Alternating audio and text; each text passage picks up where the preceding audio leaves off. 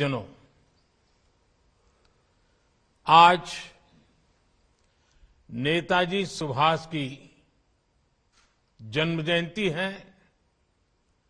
देश पराक्रम दिवस के रूप में इस प्रेरणा दिवस को मनाता है। सभी देशवासियों को पराक्रम दिवस की अनेक अनेक शुभकामनाएं। आज पराक्रम दिवस पर अंडमान निकोबार द्वीप समूह में नई सुबह की रश्मियां एक नया इतिहास लिख रही है। और जब इतिहास बनता है तो आने वाली सदियां उसका स्मरण भी करती हैं, आकलन भी करती हैं, मूल्यांकन भी करती हैं और अविरत प्रेरणा पाती रहती हैं। आज अंडमान निकोबार के 21 द्वीपों का नामकरण हुआ है।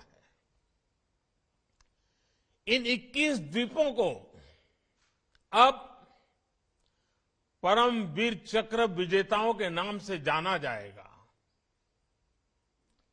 जिस द्वीप पर नेताजी सुभाष चंद्र बोस रहे थे, वहां उनके जीवन और योगदानों को समर्पित एक प्रेरणा स्थली, एक स्मारक का भी आज शिलान्यास हुआ है। आज के इस दिन को आजादी के अमृत काल के एक महत्वपूर्ण अध्याय के रूप में आने वाली पीढ़ियां याद करेगी। नेताजी का ये स्मारक शहीदों और वीर जवानों के नाम पर ये द्वीप हमारे युवाओं के लिए, आने वाली पीढ़ियों के लिए एक चिरंतर प्रेरणा का स्थल बनेंगे। मैं अंडमान निकोबार द्वीप समूह के लोगों को और सभी देशवासियों को इसके लिए बहुत बहुत बधाई देता हूं। मैं नेताजी सुभाष और परमवीर चक्र विजेता योद्धाओं को श्रद्धापूर्वक नमन करता हूं। भाइयों और बहनों, अंडमान की ये धरती वो भूमि है जिसके आसमान में पहली बार मुक्त तिरंगा फहरा था। इस धरती पर पहली आजाद भारतीय सरकार का गठन हुआ था। इस सब के साथ अंडमान की इसी धरती पर वीर सावरकर और उनके जैसे अनगिनत वीरों ने देश के लिए तप, तितिक्षा और बलिदानों की पराकाष्ठा को छुआ था। सेल्युलर जेल की कोठरियां, उस दीवार पर जड़ी हुई हर चीज आज भी अप्रतिम पीड़ा के साथ साथ उस अभूतपूर्व जज्बे के स्वर वहां पहुंचने वाले हर किसी के कान में पड़ते हैं, सुनाई पड़ते हैं। लेकिन दुर्भाग्य से स्वतंत्रता संग्राम की उन स्मृतियों की जगह अंडमान की पहचान को गुलामी की निशानियों से जोड़कर रखा गया था। हमारे आइलैंड्स के नामों तक में गुलामी की छाप थी, पहचान थी। मेरा सौभाग्य है कि 4-5 साल पहले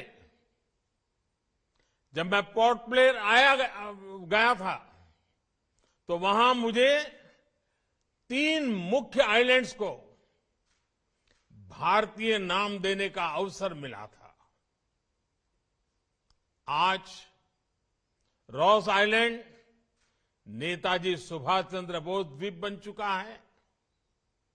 हैवलॉक और नील आइलैंड स्वराज और शहीद आइलैंड बन चुके हैं।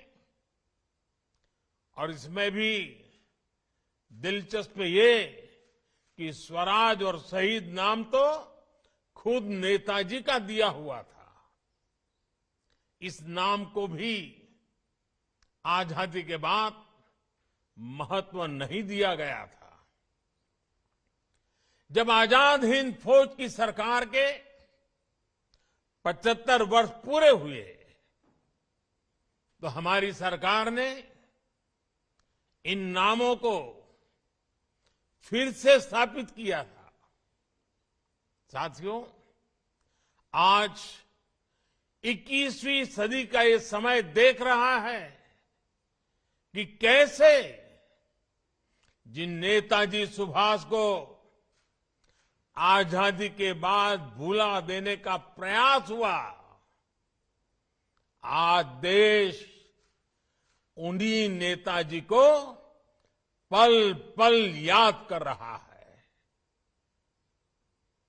अंडमान में जिस जगह नेताजी ने सबसे पहले तिरंगा फहराया था, वहां आज गगनचुंबी तिरंगा आजाद हिंद फौज के पराक्रम का गुणगान कर रहा है। पूरे देश में और देश के कोने कोने से जब लोग यहां आते हैं तो समंदर किनारे लहराते तिरंगों को देखकर उनके दिलों में देशभक्ति का रोमांच भर जाता है। अब अंडमान में उनकी याद में जो म्यूजियम और स्मारक बनने जा रहा है, वो अंडमान की यात्रा को और भी स्मरणीय बनाएगा।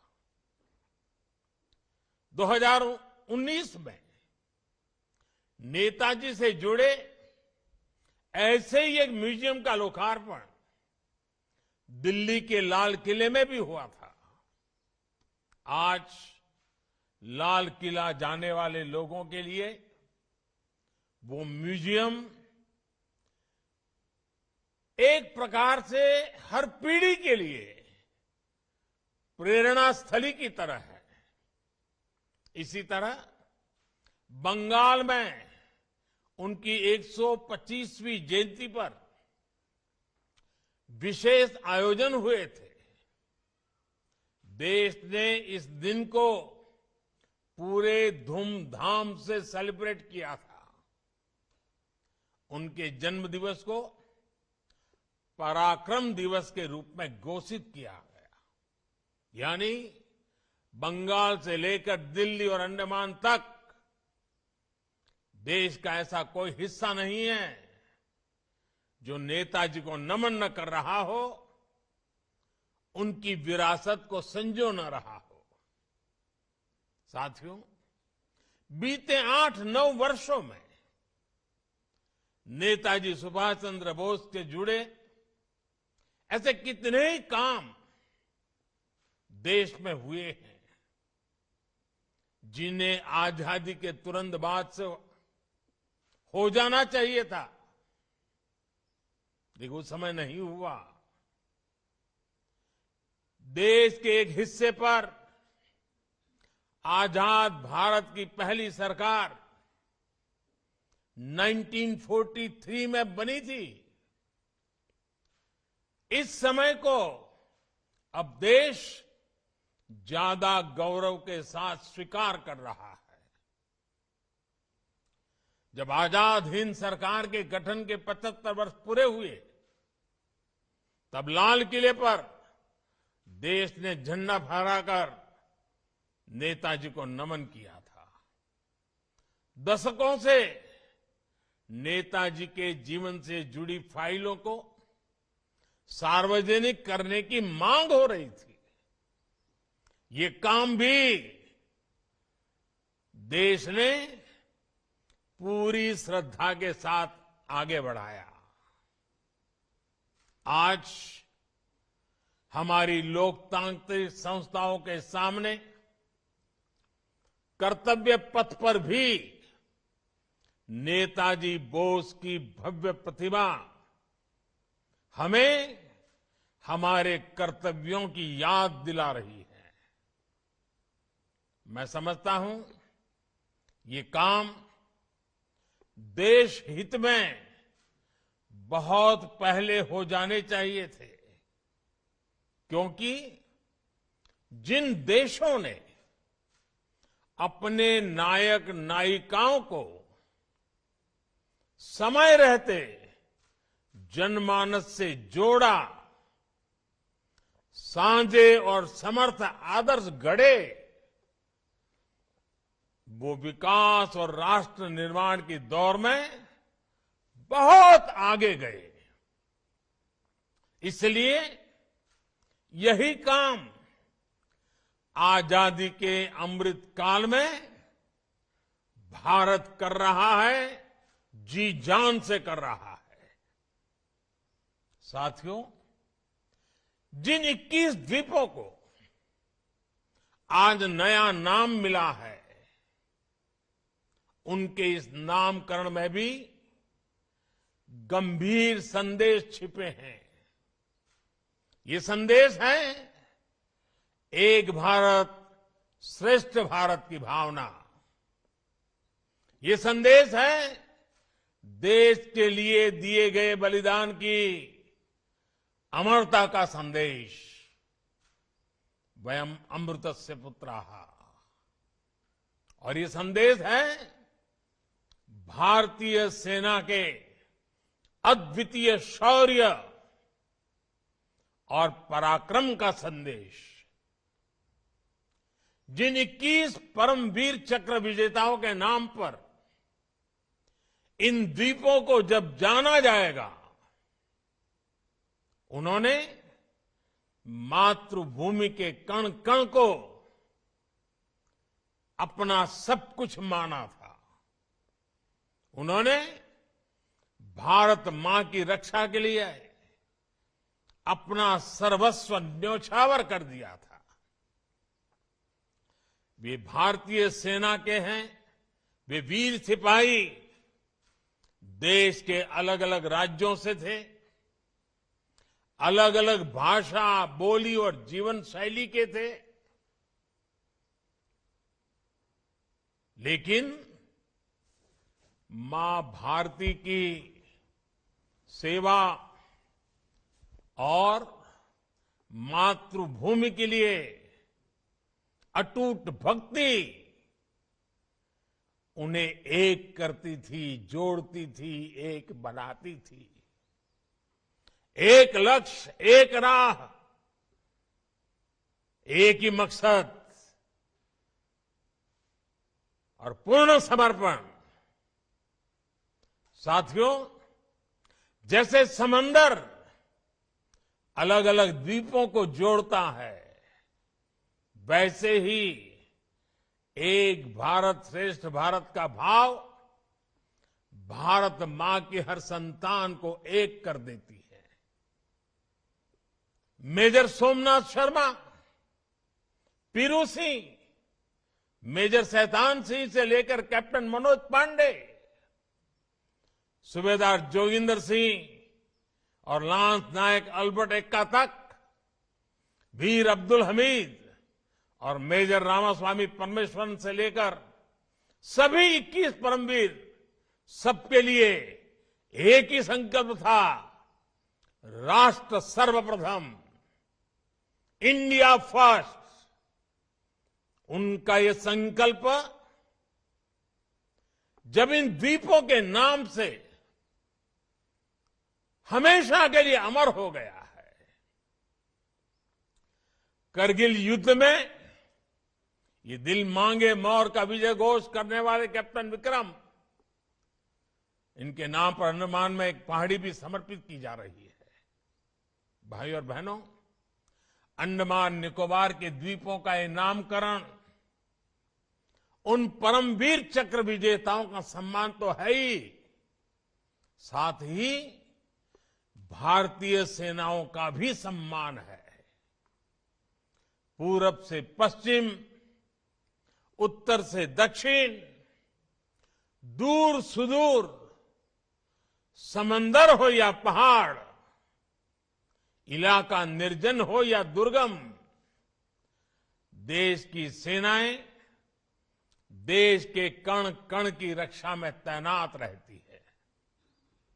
आजादी के तुरंत बाद से ही हमारी सेनाओं को युद्धों का सामना करना पड़ा।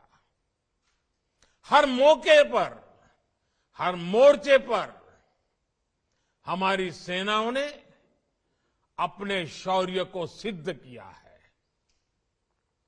ये देश का कर्तव्य था कि राष्ट्र रक्षा इन अभियानों में स्वयं को समर्पित करने वाले जवानों को, सेना के योगदानों को व्यापक स्तर पर पहचान दी जाए। आज देश उस कर्तव्य को, उस जिम्मेदारी को पूरे करने का हर कोशिश प्रयास कर रहा है। आज जवानों और सेनाओं के नाम से देश को पहचान दी जा रही है। साथियों, अंडमान एक ऐसी धरती है जहां पानी, प्रकृति, पर्यावरण, पुरुषार्थ, पराक्रम, परंपरा, पर्यटन, प्रबोधन और प्रेरणा सब कुछ है।